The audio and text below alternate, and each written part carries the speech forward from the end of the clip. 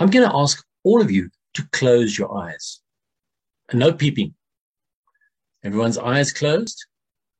I want you to imagine a beautiful garden. It's like a landscape, lots of trees, there's a river, it's calm, there's a cool breeze blowing, and everything is peaceful.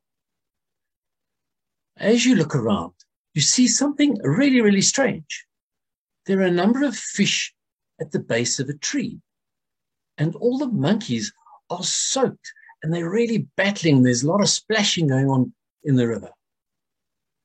This is the situation which a lot of us find ourselves in. And that is by no means paradise. So with your eyes still closed, look around and look at the other animals that are also battling to find their unique role in that garden. You can open your eyes now. Good day, my name is Paul Tanton. I have a company called Uvita where we craft leaders. And I use leadership principles to develop entrepreneurs and entrepreneurial principles to develop leaders. The scene that I've just created now is the scene that happens every single day in a schoolyard, in the workplace, and often in social environments. We find people not living up to their unique selves. This creates a massive challenge for managers who are trying to work with these people and the employees themselves. What has the world got with trying to develop your weaknesses rather than your strengths? And what benefit does the world get from doing that? Yet that is what we see every single day. Think back to that scene where you saw the fish flapping at the bottom of a tree trying to climb up and the monkeys battling to swim in the river. That's not right. That's not unique. And when we talk about your unique side, I want to look at celebrating what is special to you. What makes your child special? Forget the child. What makes you special? Because you are earning money so that you can put the child through school.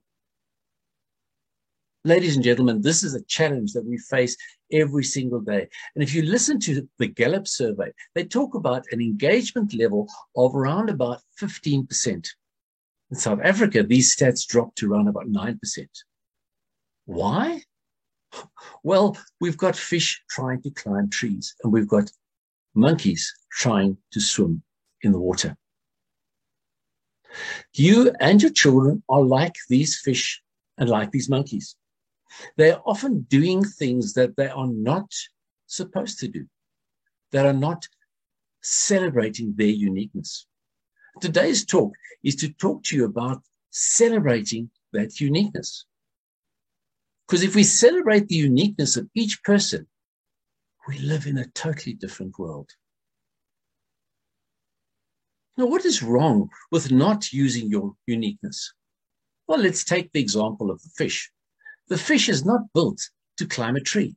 It doesn't have hands or claws. The monkey doesn't have webbed feet. It battles to swim in the water.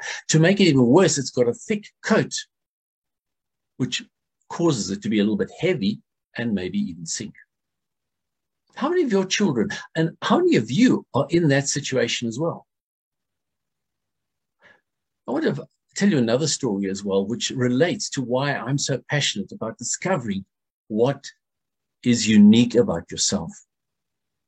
Back in school, my dad was a teacher, and around about the age of 13, I had a lot of teachers who always used to say to me, Paul can do better. And I've got these reports. You're welcome to check them out. My dad kept them for me, and I'm not too sure whether there was any reason why he kept them, but I refer to them in a lot of the talks that I do. Paul has a lot of talent he's not using. Paul talks too much. Paul doesn't concentrate.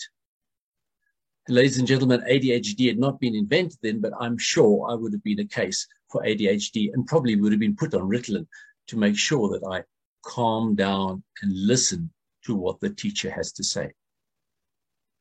Now, this is not a medical talk, so I don't want to talk about the pros and cons of Ritalin or Concerta or whatever the child is on. What I want to talk about is your behaviors and what you were doing. So back to my story. I eventually finished school with what is often, really in today's terms, poor results. I had 3 E's, a C, a D, and wait for it, a G. They had labeled me as stupid. They'd labeled me as not focusing. So I'd lived up to that expectation. The challenge was I was not living to my unique self. At the end of matric, I didn't have too many options. My dad said to me, well, you don't have a university exemption, so you can't go to university. You can't go to any technicon. At that stage, we had technicons. You're probably going to have to go back to college or back to school and do standard 8, 9, and 10 again. The only option that I had at that stage was to go back and do military service. It was a conscription environment. So back in 1984, when I finished matric, 1985 and 86, I spent in the military. During that time, we had to do basics, but there was a phase that was called second phase, where we were allowed to choose various options. And this is where I talk about uniquely you. They said, do you want to carry a weapon, a machine gun? Do you want to drop mortars? Do you want to be a driver? Do you want to be a cook? And none of those enthralled me. None of them spoke to my uniqueness. Then they mentioned the role of signaling, where we could use radios to transmit radio signals, put up antennas, build electronic devices to help communication. And suddenly the light went on. I raised my hand and said, I want to be part of that group. So I went into signals. Do you want to take a guess at what the results of my first test were? 85%. This stupid boy that didn't focus was suddenly getting 85% for a test. Why? Well, I, at that stage, had realized that learning the way that I learned in school was not going to cut it. I had to do things differently.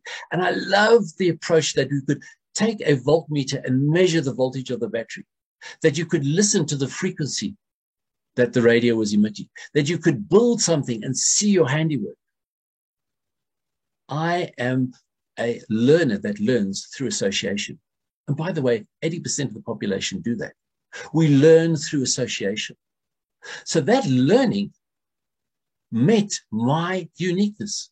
That learning environment where we weren't only taught theory, we could use theory and practical to build radios, to build communication, to build networks so people could communicate. Let's cut a long story short. I finished my military service and decided to go back and do a national technical certificate at a college, which was really the NTC or National Technical Certificate Level 1, Level 2, and Level 3, all in 1 year. And allow me to brag a little bit, I finished all of those subjects with an A. I was able to apply the knowledge. I was able to look at practical devices. And it was not quite the school environment, but I think I should have perhaps gone to a technical college much earlier in my schooling career. Nonetheless, there was water under the bridge, but I went back and completed my NTC 1, 2, and 3. I was then the top student in subjects like maths and science.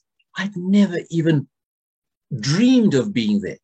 I was the guy putting the seats out on the stage for the winners and the people that had done so well and excelled academically, and would every now and again wonder what it was like to receive that prize. I was then headhunted by a company that was looking for top technicians, and I'm brought into the data communication world where I learned about technology, where I learned about how to apply that technology, where I learned I could learn in the way that was uniquely my way. The question is, what is your unique way? But back to my story. I then went on to do a higher education diploma with a B average. I finished electrical engineering light current with a B average. I did a Bachelor of Commerce with a B average and finished a master's degree with a B average. And if I can just persuade my wife, I still want to do my PhD. The uniqueness of the study environment was so critical to me that if I discovered that earlier at school, the unique way that Paul works, I could have saved myself almost a 2-year pain period. Fortunately, I didn't fail matric, but the embarrassment of leaving with an E average was enough to stick around for a couple of years, and it was a legacy that I had to break. So back to the question, are you and are your children being uniquely you? There are about 7.7 billion people in this world. There are thus almost 7.7 unique or 7.7 billion unique ways to educate them. A lot of teachers will say, yes, Paul, but you don't understand. I've got a class of 20 people. How can I meet that uniqueness? I'm not saying that you've got to teach everyone differently. I'm saying unlock the uniqueness in that person so they understand that they learn differently. Some people love memorizing. I hated it. And I did badly in those subjects.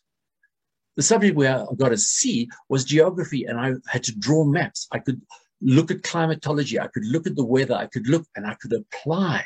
And that's why I did so well in it. So in the schooling environment, or wherever you are, you've got to look at the type of subjects that your child is looking at. And are those subjects meeting their uniqueness? This is a self-discovery process. This is not something that happens overnight.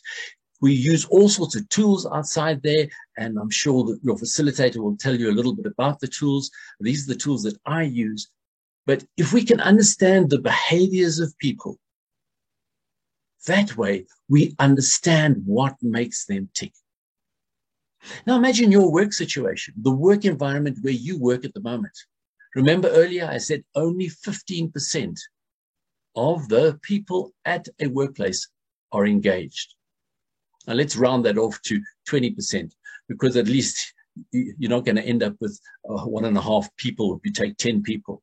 But if you take 20% of 10 people, that means that only 2 people will arrive on Monday energized and ready for work. And ladies and gentlemen, what would South Africa look like if we had more than 15% of the people and the population engaged in what they did? We would be sitting with a massive gross domestic product. We would be sitting with employment. We'd be sitting with all sorts of benefits.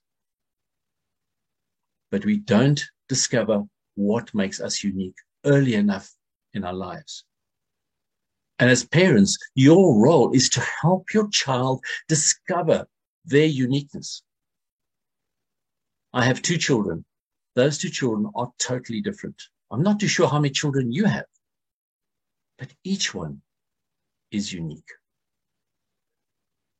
So I encourage you today to celebrate that uniqueness, not to squash the uniqueness. Celebrate how you can leverage that uniqueness so that they can do the things that they want to do. And if they don't want to do, keep asking questions. We apply what we call a Socratic or Socrates questioning. We keep asking why. Be a 2-year-old, even if you are a 40 or a 30 or a 50-year-old. Ask the difficult questions. See what the answers are that come back. But through that self-discovery process, you will learn what makes you unique. And then celebrate that uniqueness. Celebrate the fact that you're different. I was reading through the National Development Plan, or NDP, which was established in 2011. And I would encourage you, ladies and gentlemen, to please read that document. It's about 489 pages long. But one of the most powerful statements in that document is the vision for South Africa 2030. If you read that vision, that is where we want to be. And we're not going to achieve it if we try and force everyone into perfect little boxes that meet my teaching style, that means my university style. It's got to be unique to the person. And they can use that situation to draw out from the learning. So I'm not asking you to teach 40 children in a class differently. I'm just asking you to help them discover the uniqueness of their study methods, the uniqueness of the way that they would interact with the world. And then celebrate it. As I've said earlier, celebrate that we are different. The world tries to make us look all the same. And it's so sad when you read some of these magazines that almost put certain genders in a bad light. The thinner people want to be bigger. The bigger people want to be thinner. Those with blonde hair want dark hair. Those with dark hair want blonde hair. And the redheads are in between. Why do we have to comply to someone else's guidelines for how you need to live your life? When you uniquely you, that is when the best version of yourself comes out. So I want you to close your eyes again. Imagine that garden, that situation which I painted earlier. There's a stream, it's a nice cool breeze blowing.